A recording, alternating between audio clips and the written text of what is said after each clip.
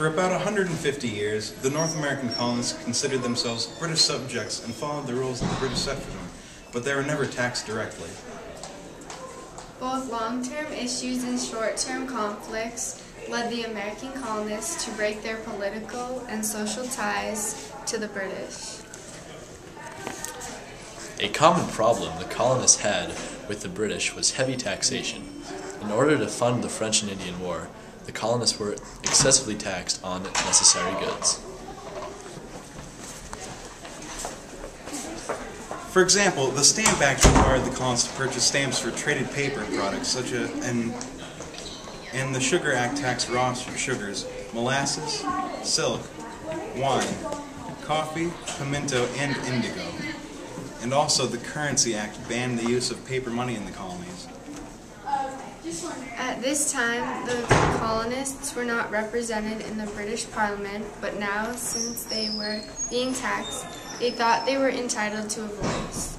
This unreasonable taxation led to events such as the Boston Tea Party and the Boston Massacre.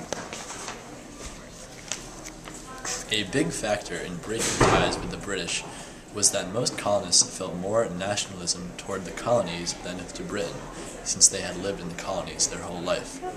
Also, the distance between the colonies and Great Britain caused there to be many differences in culture and tradition. A second long-term factor that led the colonists to rebel against the British was from the Enlightenment. The Enlightenment encouraged people from all religions and social classes to challenge the authority of kings and divine right. It made people think for themselves and not only rely on other people to tell them what to believe.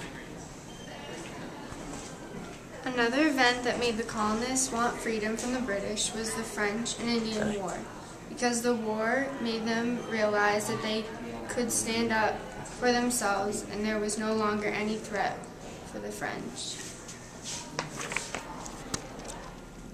When it came to a revolution, the colonists were unprepared, untrained, and divided between their own regions, but they still prevailed over the British. They were able to achieve victory because they were fighting for a cause that they believed in, and they were fighting for their lives. The Hessian mercenaries who fought for money and the British troops who could return home did not nearly have as much willpower as the American colonists. The colonists also had an advantage because they knew the area, they had good generals, and they had the French on their side, and the British homeland was so far away.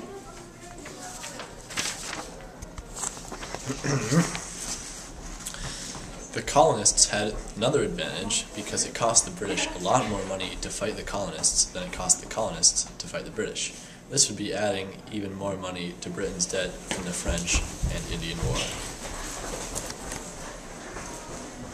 Something else that the colonists did that helped them defeat the British was that they used guerrilla warfare, whereas the British stood in lines in bright red suits. Because they're intelligent. The more that the American colonies grew, the more independent they became. And when the British tried to take more control over the colonies, they revolted because they did not need the British anymore. That's all for now, folks.